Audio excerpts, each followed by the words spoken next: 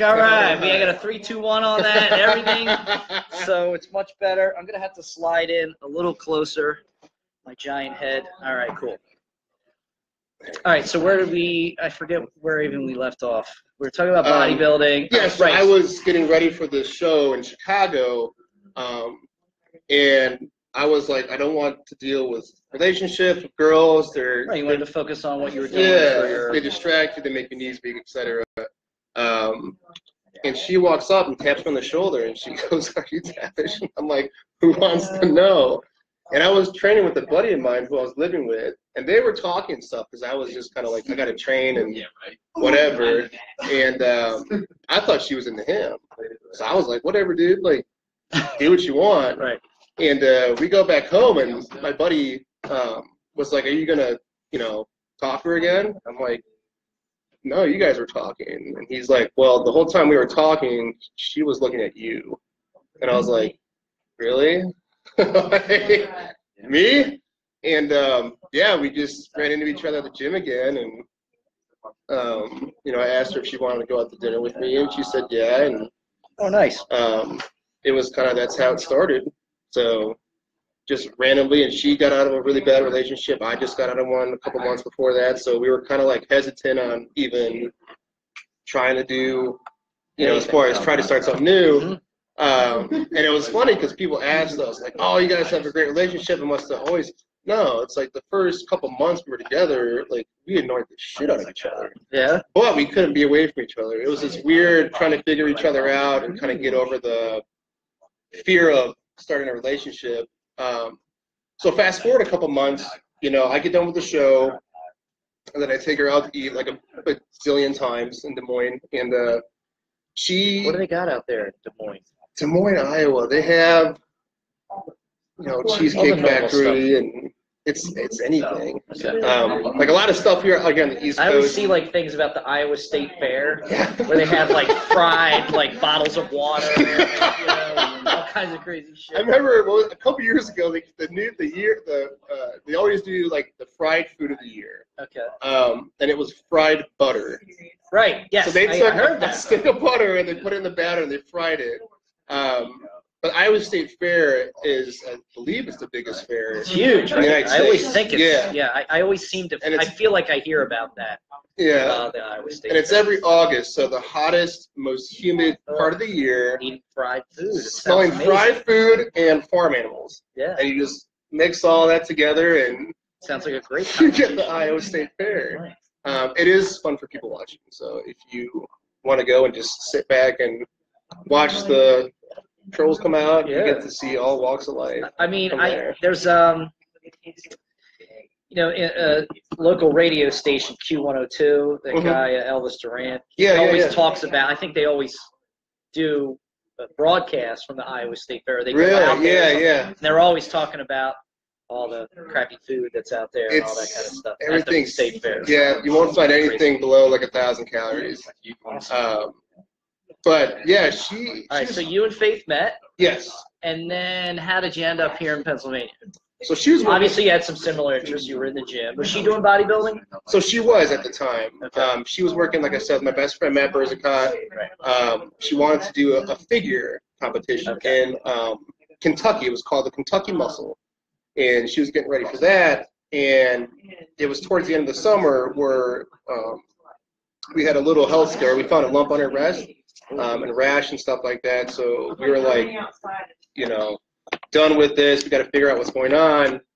Luckily, it wasn't cancer or cancerous. It was just something that her mom had too. But it was just weird. So we kind of were just trying to figure out, kind of gives you that, like, whoa, I could have had. It's important in life. Yeah.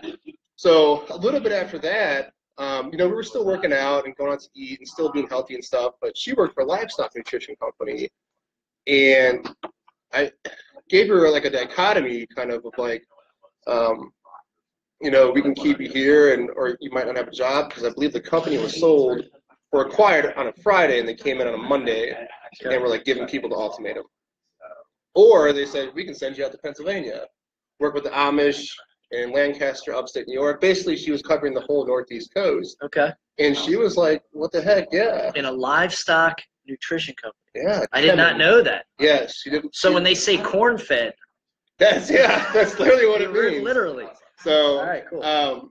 And I remember I was doing volunteer work that day for Wells Fargo, and I actually got off early, and I came to her office with like a Starbucks thing that she always liked.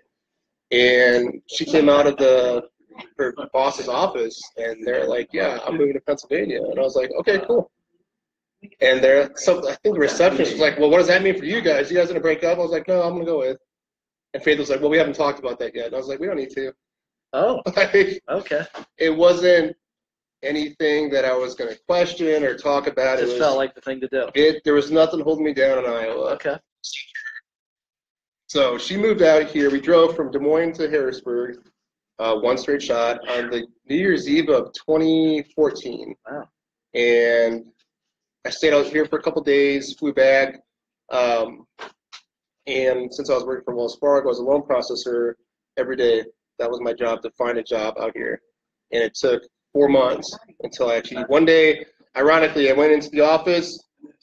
I was in a bad mood, didn't want to talk to anybody, sat down, and was like, I'm not going to do a freaking thing today for this company. This place sucks. I don't want to be here. And went to like a Monster or Indeed, one of those job sites, and there it was, loan processor, Camp Hill, Pennsylvania. Okay. And I was like, submitted my resume, did everything, and I went to the actual director of our department, and I said, hey, dude, you got 5 minutes to talk? And he was a cool guy. I was like, yeah, sit down. I was like, so I'm moving to Pennsylvania, and I applied for a job, and I just want to let you know that you can back me up on this, regardless I'm leaving. And so he was cool enough to actually call the manager out here, give me, referrals, some pretty good words and stuff, and kind of beefed up my resume. And within 2 weeks, I was out here living in Harrisburg. Okay. So that gets you here. Doing loan processing. And she's selling feed. She's going around selling feed and going to the Amish.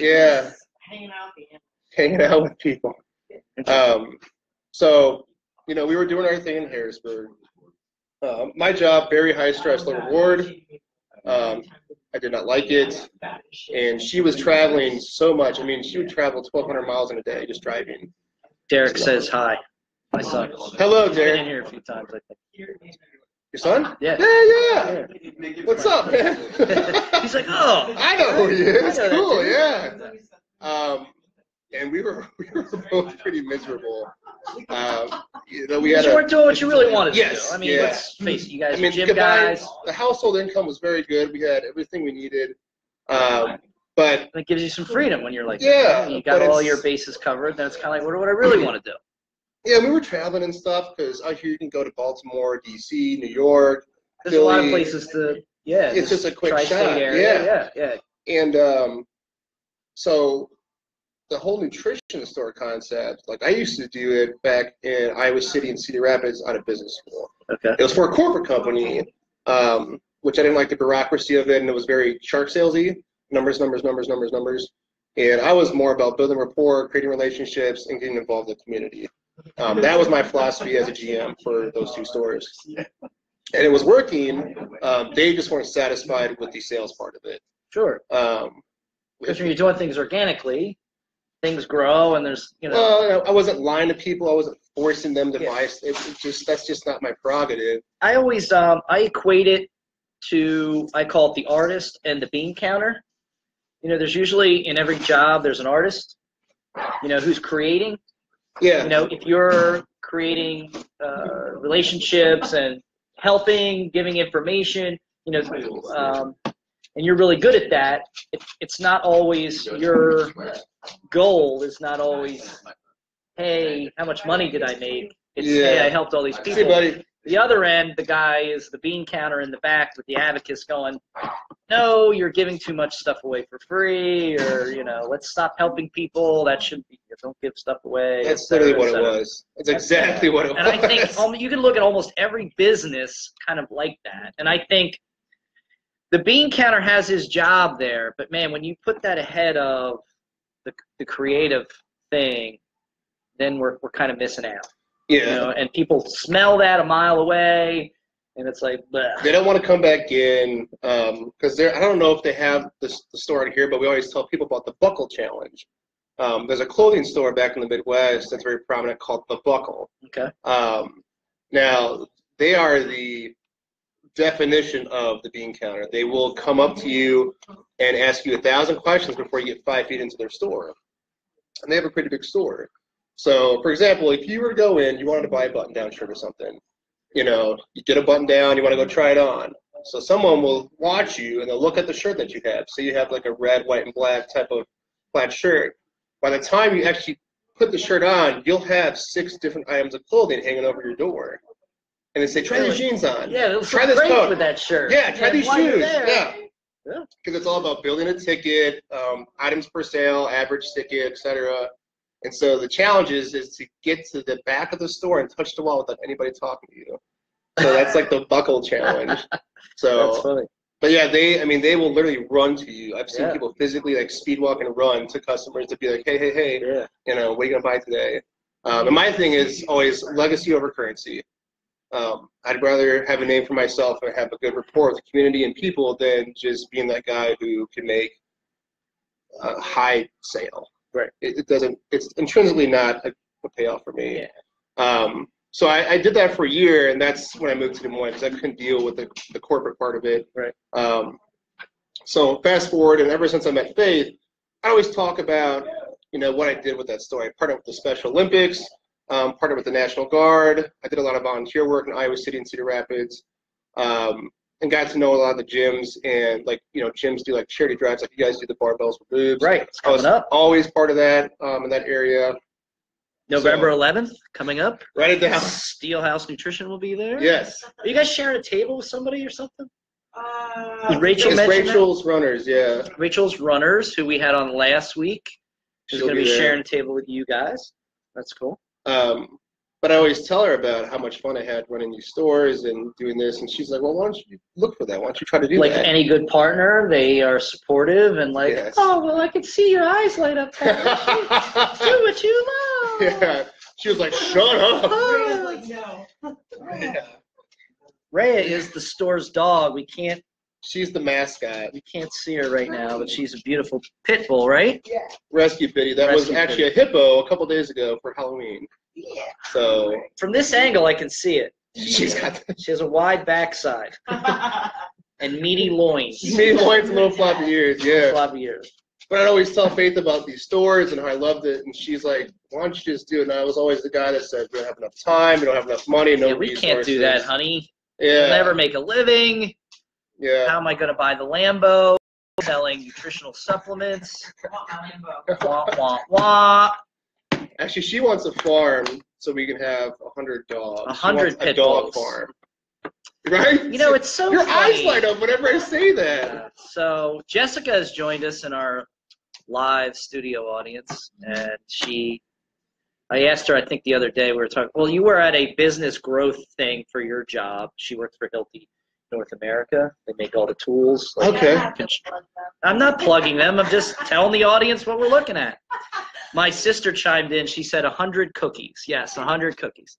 And she said, if I could do anything I wanted, I would have a big giant farm and save all the animals. That's literally, so, identical. We should have our farm.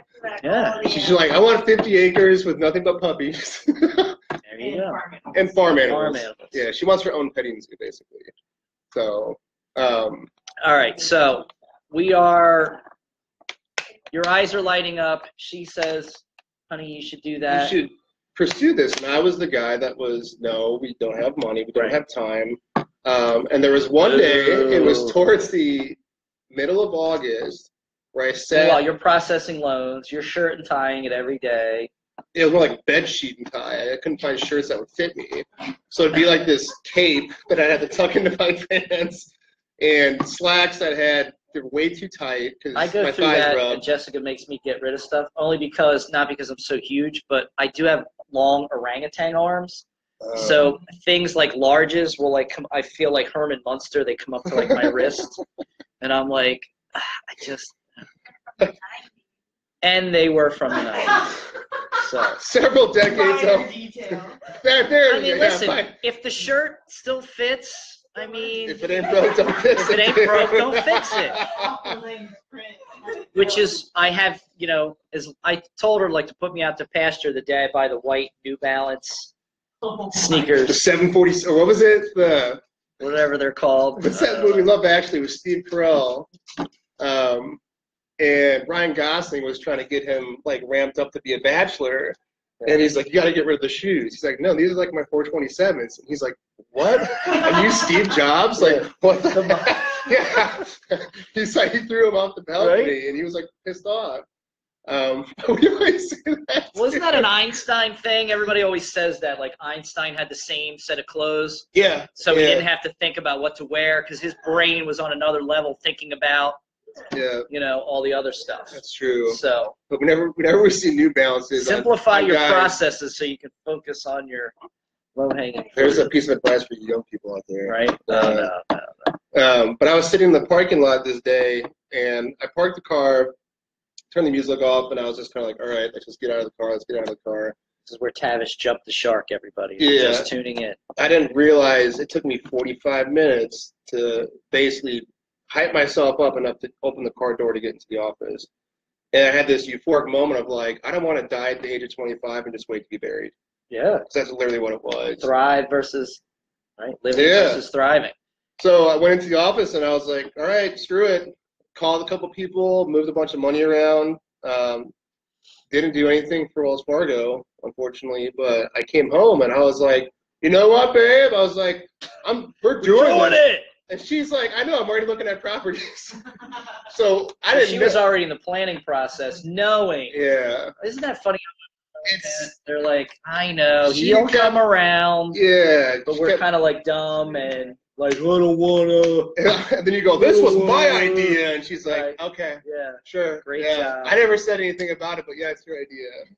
And it was funny because a girlfriend that we had that was a personal trainer at the Golds we trained at knew a realtor down here, and it was like once we came up with the idea, it just one thing after another.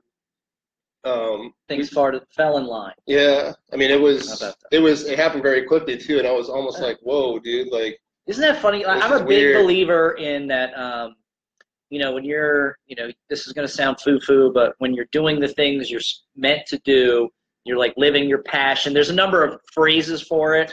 Law of attraction, like when things are, the universe comes into alignment, and it's almost things become easier as you go.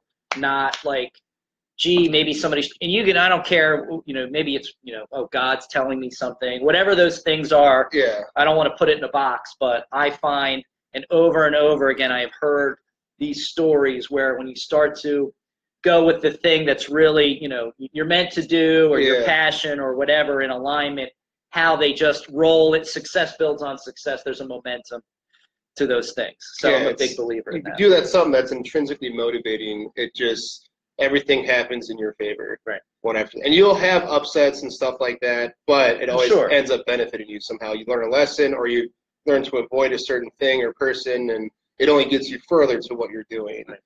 And that's what was happening. So, you know, a few weeks later, I was like, well, if this lady, female, girl, beautiful creature wants to be with me through this process, I might as well ask her to marry me, you know. So her best friend, Taylor, and I conjured up an idea to fly out to Chicago, and that's where I proposed to her, was in front of the Chicago skyline next to a petting zoo. I didn't realize. Yeah. So we get, what was that park called? Lincoln Park in Chicago. And I was nervous. I'm like, this is it. We're going. I'm going to ask her, like, let's do this. We get to the bridge where I was going to do it, and there was 3 different gypsy weddings going on. They were doing photo shoots and stuff, and I was like, oh. I've seen that on, like, cable. Like gypsy wedding. I mean, they had the crazy, like, bright orange dress and all the makeup and weird music and stuff. And so I was like, hey, there's a little patio overlooking, like, the pond over there. I was You're trying to get away from all this hoopla because you're like, I don't want to give away the idea. Right. And while we're walking down there, should have just jumped in and be like, hey, by the way, let's do this. Since we're already here. Right. But we're walking down this pathway to this like overlook area, and Faith goes, hey, there's a petting zoo. And I'm like, that's why we're here. That's why we're here, for the petting zoo. Nice. So she says yes. We get this unit right now locked down. I liquidate my 401k, our savings, everything. All in. All in. Literally one egg, one basket. This is me pushing all the chips. Yes. You can't see it on the camera, but I'm doing it. And so we open up, and we're living here at the time because, I mean, we literally put every single cent into inventory. Oh, you were living in the store. Yeah. Don't tell the couch. Yeah. It was for a short period, but we no longer live here. Right. But it was one of those things where... We no longer. That cot in the back is just for naps. It is, yes. All right. And it was actually one of the funnest times that we've ever had because you really figure out how to be compatible when you're sleeping on an air mattress, you don't have access to a shower, to a kitchen, and you work every single day. You should have joined the gym earlier because we have 4 showers at CrossFit Westchester. Individual. You guys get that? See what I did there? Right? Changing rooms. Yeah. Yeah. So we opened up, and so obviously as a bodybuilder, you know, supplementation is huge because you're like, what is the competitive edge to putting on lean mass and trying to shred myself as we get to competition time of any excess body fat, all those things that we're looking for.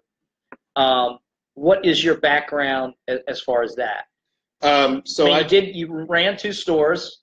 Yeah, so I you know, people ask me if I have a degree. There's really no degree for sports nutrition unless you get a degree in like biochemistry, and if you're formulating a product and you know how the chemistry of the ingredients work. But as far as what I did, I mean, I've been researching these products, ingredients since I was 17 because I became infatuated with a specific ingredient called citrulline, which is a vasodilator, when I was younger, because I was like, well, if this enhances blood flow, that could increase you get blood to the area, and when you get a pump, you feel good. But it was more so about like nutrient dense blood into an area to create hypertrophy.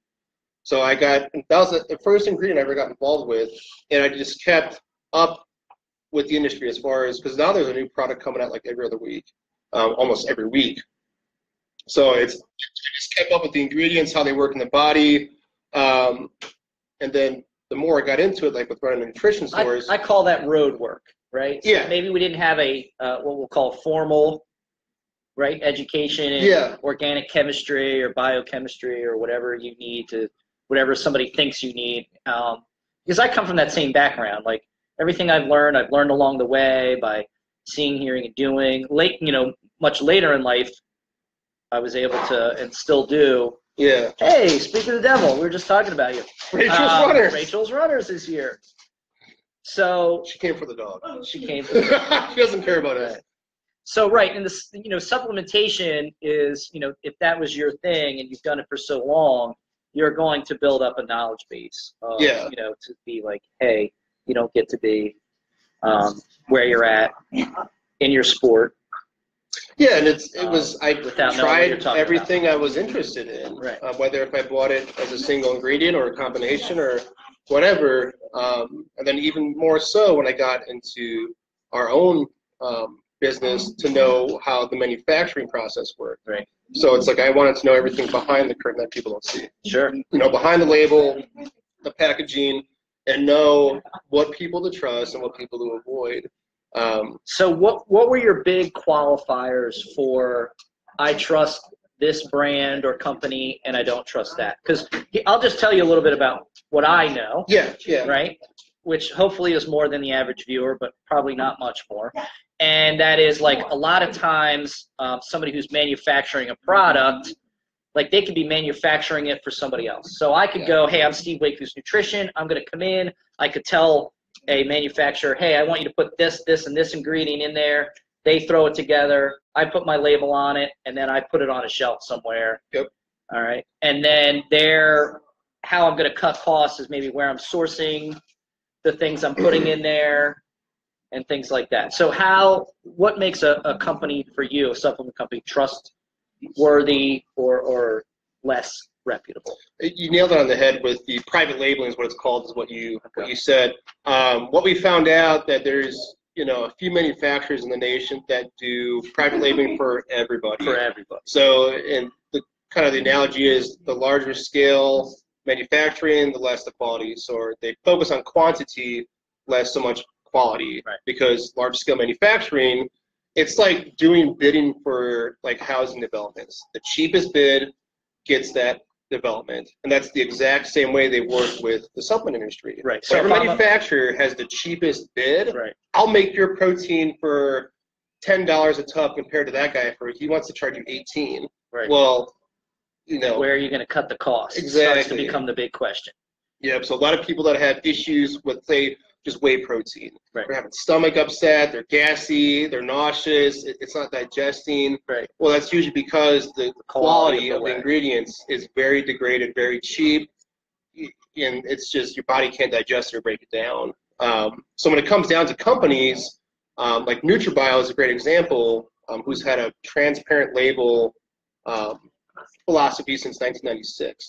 And you can actually go to their website called checkmysubs.com, type in the lot number of that specific product you bought, and you can see the certificate of analysis for the third-party purity testing.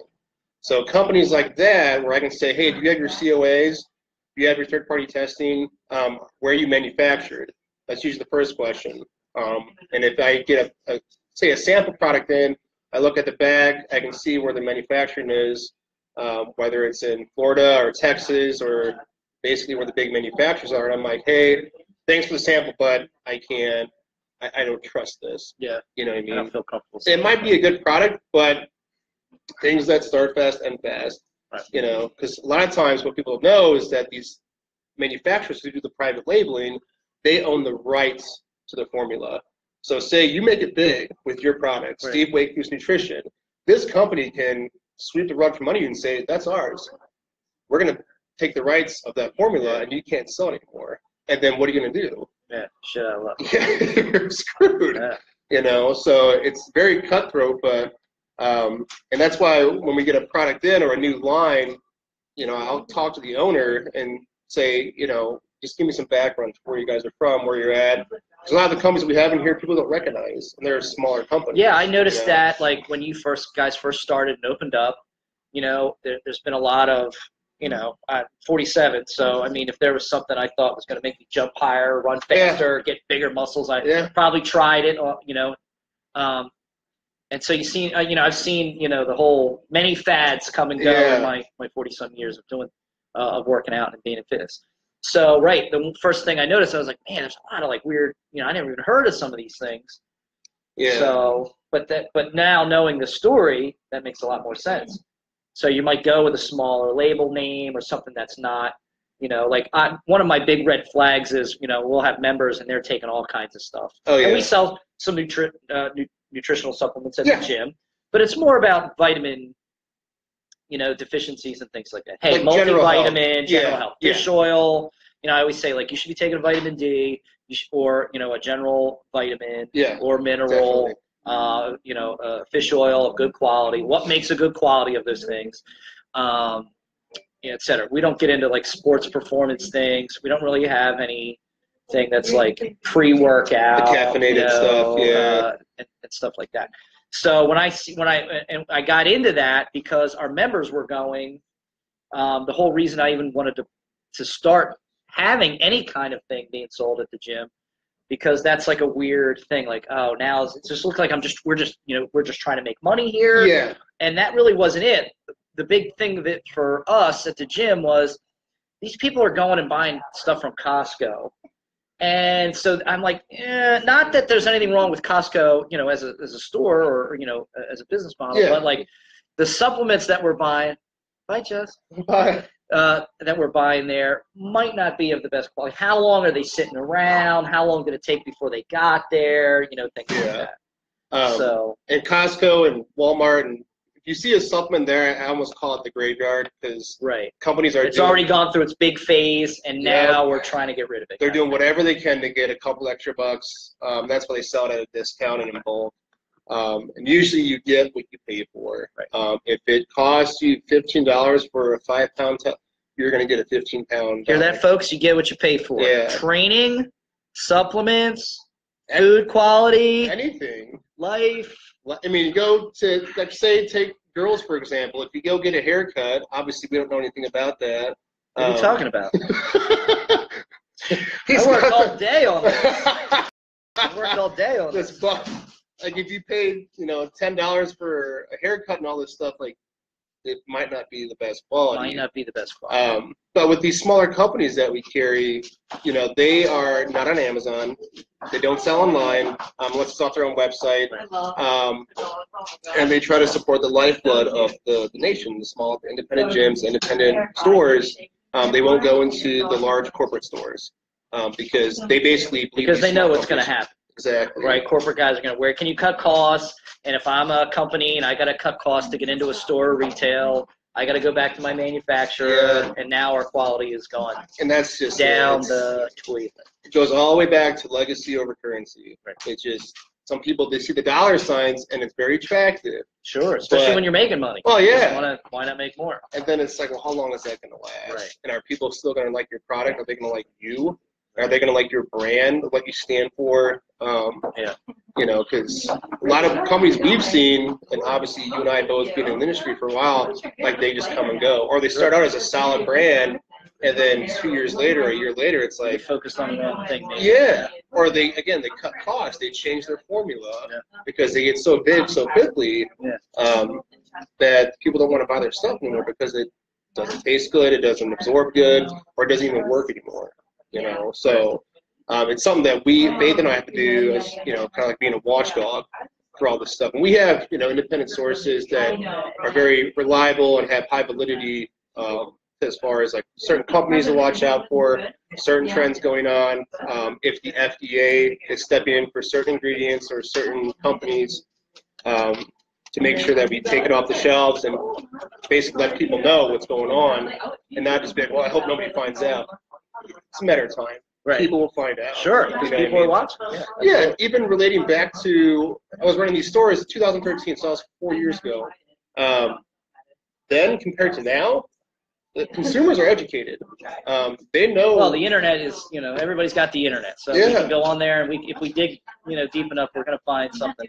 And I think it's, people have been given the same runaround for so long with bad products and pushy sales and stuff like that, that they want to know what they're getting. So they'll ask for a specific, whey protein, or they'll look for a certain ingredient in, say, a vitamin or amino acid, or even if they're into the pre-workouts, they want to know a certain ingredient. And before they didn't care. They just say, would it work? Will it get me big? Will it get me skinny? Yeah. And all I could say was, well, yeah. And they'll trust you. So, what do you know about supplement spiking? Is that like a real thing? That's something I know about from listening to some other. Yeah, the amino spiking and spiking scandals. Like for example, like back in my heyday, hot stuff, right? You remember hot stuff? Yeah. Hot stuff it had like it had ginseng. It had their big promotional item was they had everything they could in it. Yeah. And so there was another product that was similar to that. I can't remember what it was called, but they actually had some form of oral steroid in it. Yeah, back in the 90s, the pro hormones is the category they put that under. Okay. It was basic, which had been banned since. 2014 was the actual ban that Joe Biden put in through Congress. To the point where if you are caught selling them, you could be thrown in jail for drug trafficking because they are basically a legal steroid.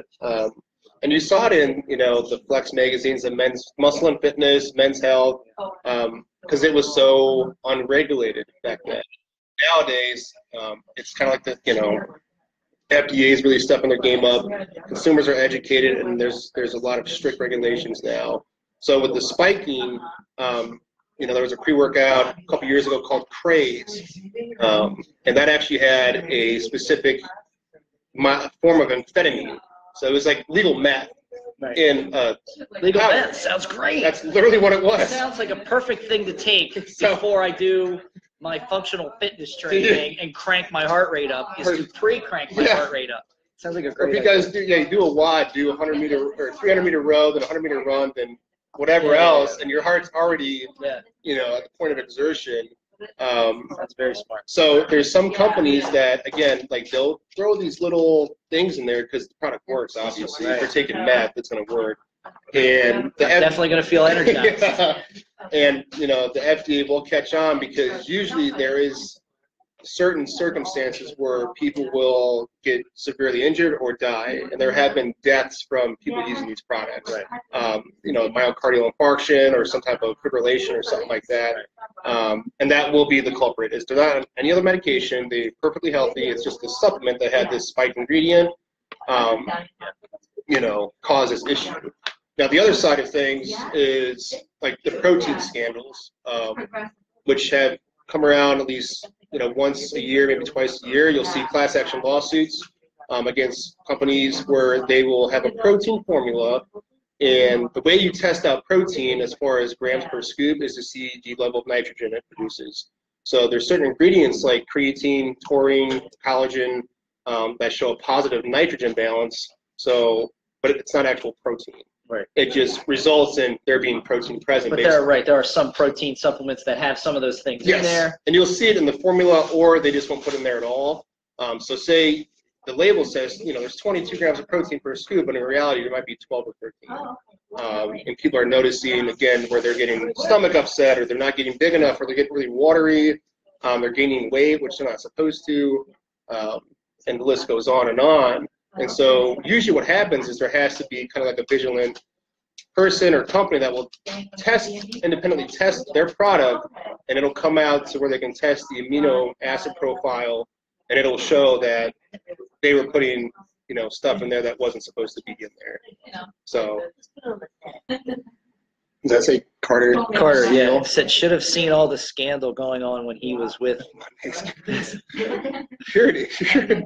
I don't know what that is, but I'll. Monday's Case is a band I was in when I was 13 or 14 years old. Is there? Can we get the band back together? Do the Steele House Nutrition jingle? Monday's Case. Oh man. That would be awesome. So what kind of band was it? It was kind of like a punk rock band, Nice. We did like the talent show at the local high school, at the high school we went to, and stuff like that. Carter, thank you for that. Carter, that's awesome. The curls. Do you love the hair? Is that your brother? Carter, yeah. He's chiming in. I say, can we get the band back together to do the jingle? Yeah, absolutely. I agree. Steele House Nutrition jingle. Nick will write it, compose it. Carter, yeah. And I've used to have really thick hair, long hair. Curly hair, apparently. Yeah, it used the curl like on the sides. Mine used to be really curly too. I had like a white guy afro. Not really. The Bob Ross? No, never. No. It's pretty. Fluffy little clouds. Just dance along the water there. Yeah.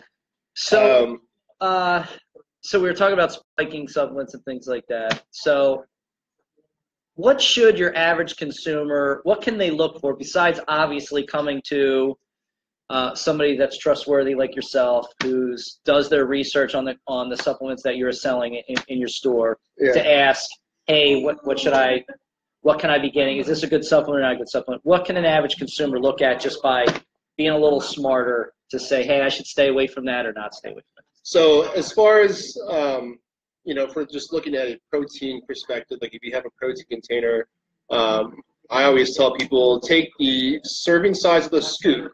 So sometimes it's around 20 to 30 gram scoop, and look at the protein content. So take the protein content divided by the scoop total, and you'll get your ratio of protein per scoop. So the higher, as close as you can get to 100 is what you want. Now, as whey protein, since it's processed, you can't do that. But if you can get like a 90 or around 80, 90% protein ratio per scoop, that's pretty good. What that basically means is that there's not a lot of crap in there. They didn't fill it up with creatine or sugar or rice flour, just cheap ingredients that can bulk up a product. That's and we're talking about bulking up a product. We're talking about like the container's size and weight. The volume, the volume inside the container.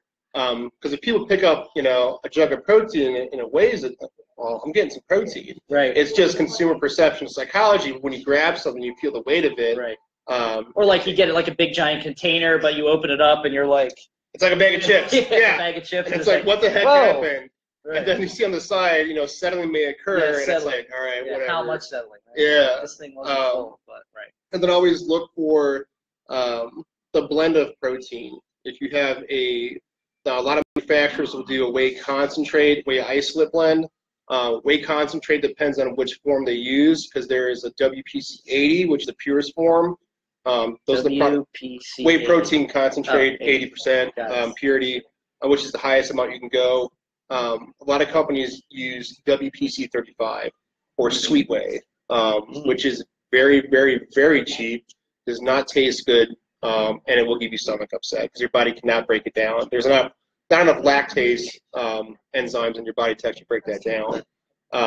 So always look at the blend. If you see whey concentrate followed by whey isolate, the majority of that protein is whey concentrate.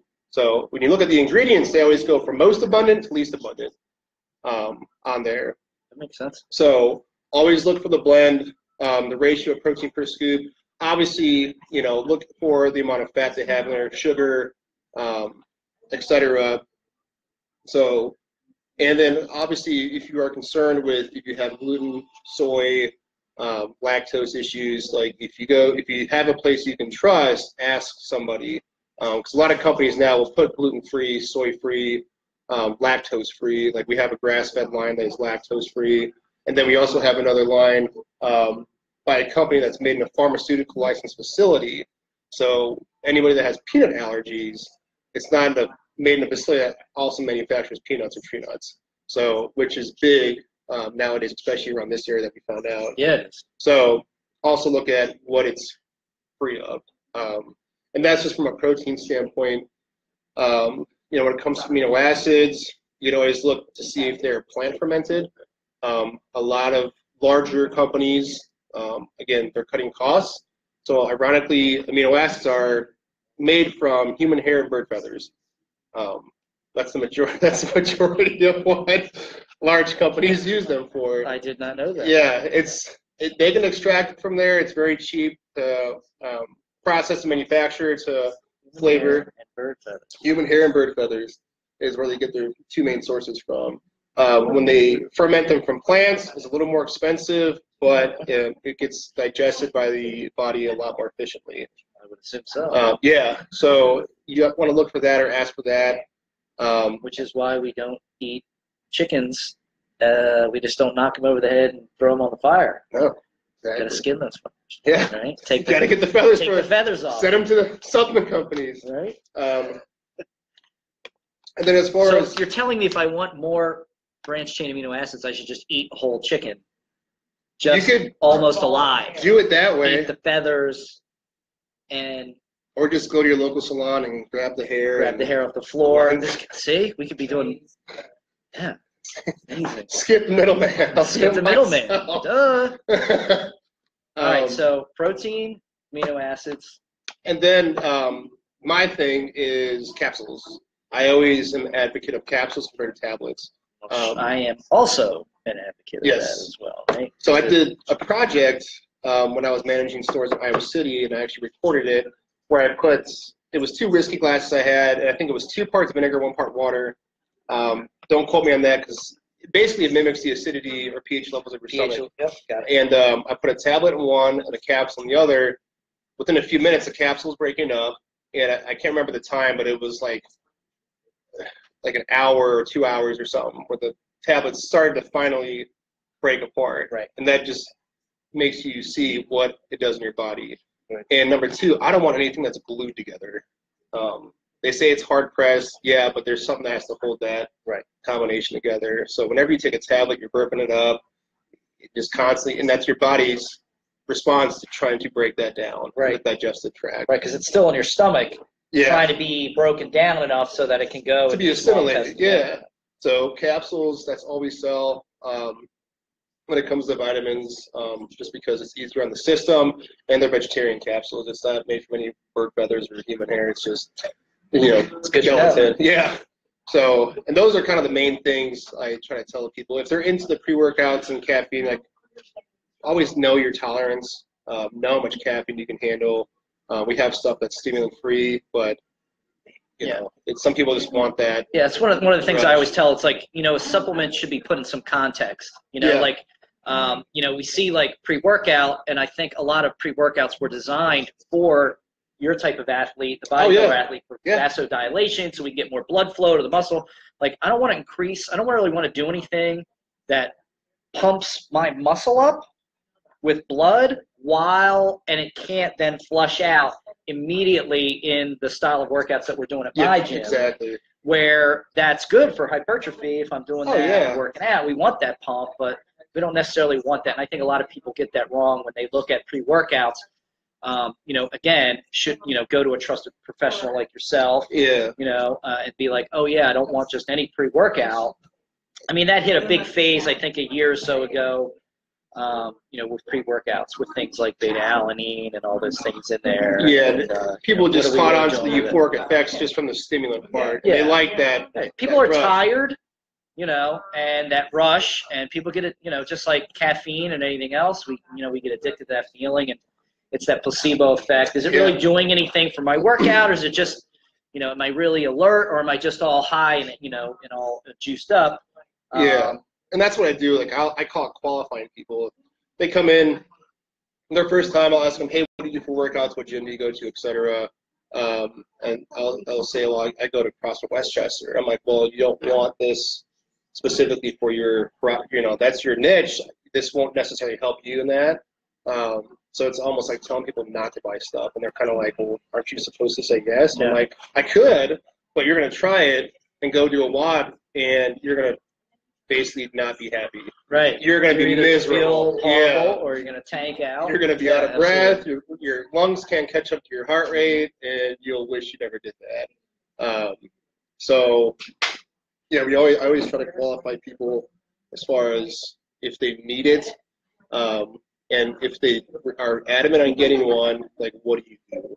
You know what I mean? So especially like you said, if you look in a magazine, a lot of the advertisements for pre-workouts have, guys like this, the muscular, huge, because that's what they're made for, is for, hypertrophy purposes, So when it catches the eye, if you see a 300-pound monster holding a product, well, if you're naive, like that dude. And that's the way I was when I first started. I was like, I want to look like Ronnie Coleman and Dorian Yates. And they're holding a tub of protein. I want to buy that one. Right. You know what I mean? Absolutely. So, and that doesn't mean they take it. Maybe they do, but it's like you don't think about the training, the eating, the years of experience that they've had with what they do. They don't show you that because that's the truth. Right. They just want you to see buy that one unit. I'm selling it. Exactly. Absolutely. So. It's wild. There's always something new that we have to, alert people about or tell people about. And when we know the background of the product, I can give people an unbiased, raw opinion. Like, I won't have to convince them to do anything, and I don't want to. So, like I just said, if you don't need a pre-workout, I'll tell you, dude, you don't need it. Just because your friend takes it or you saw some guy at the gym take it doesn't mean, that you have to take it. That's one of the whole reasons, like, why we support your business. And like, I'm not, even though we sell a very small, complement of some nutritional supplements at the gym, like, I feel comfortable saying, like, when it comes to a lot of things, you're gonna be way more up on products than I am. And I know you and Faith have great integrity, and that's why I wanted to interview you guys today. You guys are just cool. And I get where I'm cool. Faith's pretty cool. Faith's pretty cool. And but it's important that integrity stays a big part of our mainstay for our gym. Yeah, definitely. Like, hey, if something's not working, maybe it's time to do something else. Yeah. So I just wanted to thank you again for taking the time to talk to us. Thanks for having me. Yeah, it was great. We got a lot of cool stories in there. So if you're checking in, we had to kind of split up. I just went back to the laptop here. So what's the address of your place? So we're located in Westchester at 237 East Gay Street. I always tell people when you're coming into town, we'll be right before you hit downtown, across from the Domino's. So there's like 3 shopping centers, and people always sometimes get them mixed up. You know, coming up that hill into downtown Westchester, if you see a Domino's, take a right, and we're in the parking lot, or we're right down the street from Square Bar. Awesome. You guys are open, what are your hours? 7 days a week, so Monday through Friday, 10 a.m. to 8 p.m., Saturday and Sunday, 11 a.m. to 5 p.m. Right. So, and if we're closed on a holiday, just check social media or Facebook, and we'll let you know. All right, and we're checking you out on Instagram at Steele House Nutrition. Yep, at Steele House Nutrition. And you have a Facebook page? Yep, just Steele House Nutrition. Steele House Nutrition as well. What's your next, for you personally, what's your next, are you getting ready for a competition in the next weeks or months? I did one back in May, the Mr. Junior USA. How'd you do? Got second. Nice. So now that's a junior national show, so now it's time to move on to a pro qualifying. Which for bodybuilding, like I said, the junior nationals, they don't get pro cards. Right. So you have Mr. USA, Mr. North America, and then Mr. Universe, and then the nationals, which are down in Miami, Florida. So your next one is going to be in Miami? It's either, I mean, the Mr. USA is in Las Vegas. Oh, okay. Mr. North America is in Pittsburgh, which is probably the one I'll do. Okay. Mr. Universe is over in Teaneck, New Jersey, and then nationals are in Miami. But Pittsburgh is just, it's easier to drive than fly for shows. Sure. I've seen a lot of friends of mine that they'll fly to Vegas from the East Coast, and their body changes from a humid to dry, and they can get sinus, colds, and change your composition out. Exactly. Flattening out. Yeah, I mean, because you're so hypersensitive to any stimulus at that stage because you're so depleted. Yep. Even an atmosphere change. And travel is huge. People don't really recognize how travel affects, especially flying on an airplane, how that can affect lots of things like food sensitivities, because it is a stress. Yeah. There's a change in air pressure and all the other things that go with flying, and when our body responds to stress, doesn't know if it's good stress, bad stress, it just responds, and how that can change. Or even the time change. Like if you go, I was in Vegas back in July. You're throwing off your rhythm. Oh my gosh, that's 3 hours behind us. Yeah. So it's like when you land, it's the same time you basically flew out from Philly, and so you're used to East Coast time. So 9 a.m. or 9 p.m. over there, and you're midnight here, and so you're just kind of. You're like, whoa. This is not normal. Let me get some pre-workout. Get some caffeine. Yeah. Awesome. So, but yeah, as far as for me, this next year, I just play it by ear. Depends on how the business does. If we, want to try a new venture or expand or whatever it is, or if it just doesn't line up, I'm okay with not competing. I'm not the guy that thinks it's mandatory. It's if I have the time and resources for it, I'll do it. Because I didn't get into bodybuilding as a bodybuilder. I was a powerlifter in high school. Okay. And the way my body grew was just I looked like a bodybuilder. Sure. So I just tried it out, and then I actually liked it because of the alchemy that comes with if you adjust a variable, your physique responds. Yeah. So if you take out a carbohydrate amount, your physique responds. If you increase the carbohydrate amount, your physique responds. That's why I fell in love with it. It's the same way with performance, Oh my gosh, yeah. It's like what you guys do with programming. With your Olympic weightlifting team and stuff that Faith does. I mean, it blows her mind. She's like, I'm getting stronger. I'm learning how to do the mechanics and getting in the bar. And it's just, it's one of those things where it's like you're successful at what you can do with your own 2 hands. Yeah. And nobody else will help you with it. So. Very interesting. But yeah, other than that, we'll just be hanging out here with the dog. Awesome. So you need some supplements, or you have some questions beyond what we can answer, or you're watching this and you're going to another gym. I don't know why, but whatever. But come out here to Steele House Nutrition, see Tavish or Faith, and thanks for tuning in. Thanks, guys. All right, see you next week, where Jimmy will be back. Boo.